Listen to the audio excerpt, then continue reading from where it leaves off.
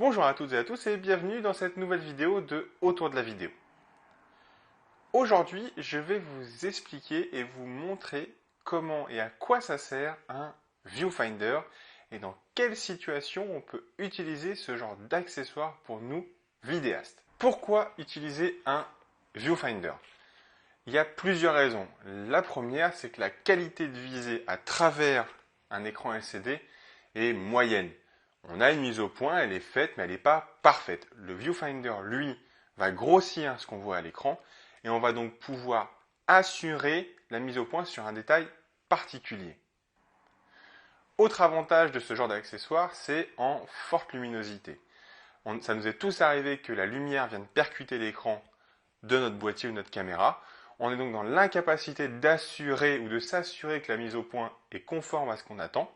On est en extérieur, on fait un portrait par exemple, on ne peut pas s'assurer que la mise au point est correctement réalisée sur les yeux, même avec les autofocus qu'on a aujourd'hui. Avec le viewfinder, ce problème est résolu.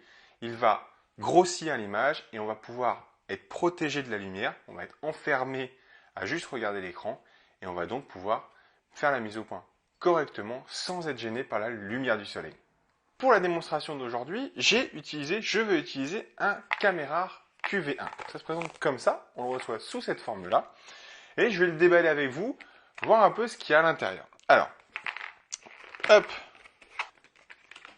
on le déballe et on a le carton.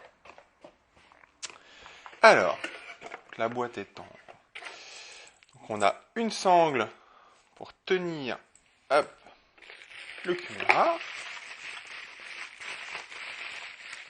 Et on a le fameux accessoire, le viewfinder. Il est fourni avec une clé Allen pour le régler sur le boîtier, parce que le gros avantage du QV1, c'est la possibilité de le fixer directement au boîtier et de pouvoir continuer à y mettre un trépied.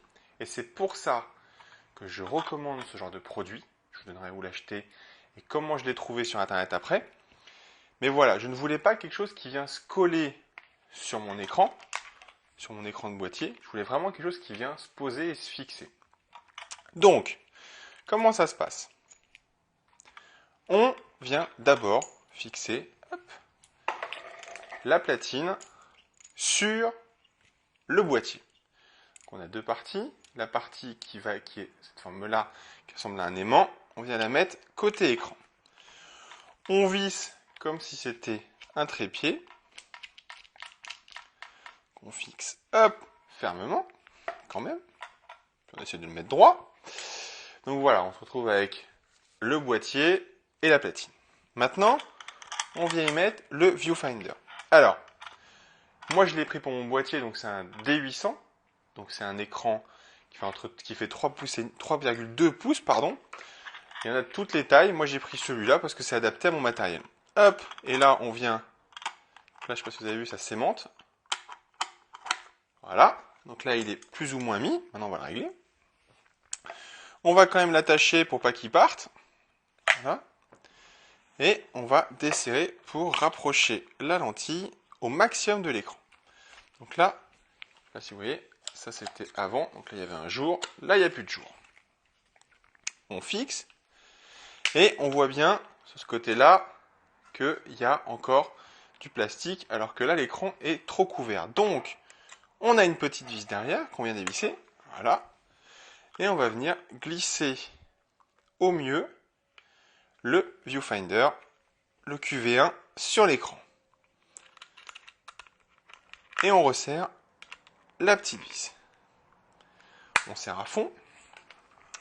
Et on se retrouve maintenant avec le couple viewfinder écran boîtier qui est aligné. Quand on met sous tension, on va récupérer à l'intérieur la visée. Et alors, ce QV1, il grossit à 2,5 fois. Donc c'est idéal pour réaliser des mises au point de qualité sur des détails ou non.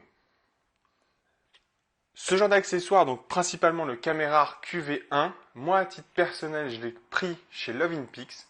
Il est aux alentours de 80 €.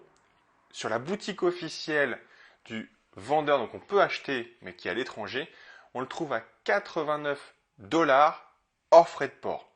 Il faut compter une vingtaine d'euros de frais de port et on est éligible à avoir des frais de douane. Chez Love in Pix, je l'ai commandé aux alentours de 80 €. Il y a des frais de port, mais je suis sûr de ne pas avoir des frais de douane. Donc j'insiste là-dessus, ce genre d'accessoires, commandez-les sur des boutiques françaises, vous n'aurez aucune surprise ni aucune lettre vous rappelant que vous devez des frais de douane.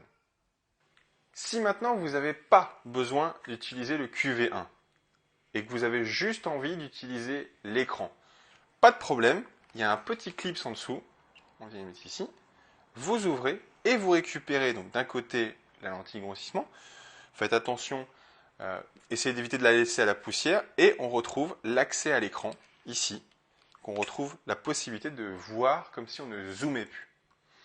Petite astuce, le QV1 est fourni avec un petit chiffon que je vous invite grandement d'avoir en permanence avec vous. Voilà, donc le petit chiffon qui va vous permettre, de nettoyer l'écran, ça c'est important, et de nettoyer aussi l'intérieur de la lentille.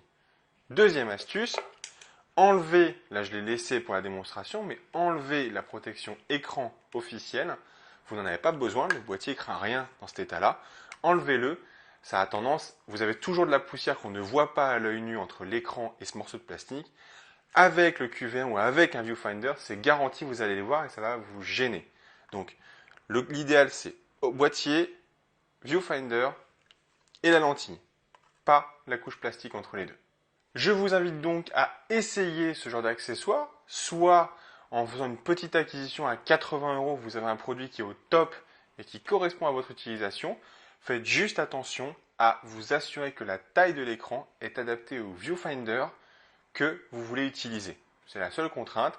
Après, à titre perso, je vous recommande quand même des viewfinders où on peut les attacher directement au boîtier où ils ne sont pas collés, car c'est garanti, si vous le collez aux abords de l'écran, un jour ou l'autre, l'aimant qui va être dessus va se décoller et vous ne pourrez plus l'utiliser, ou en tout cas plus confortablement. Je vous donne donc rendez-vous dans une prochaine vidéo et en attendant, abonnez-vous à la chaîne YouTube et dites-moi quel genre d'accessoires vous utilisez en tant que vidéaste.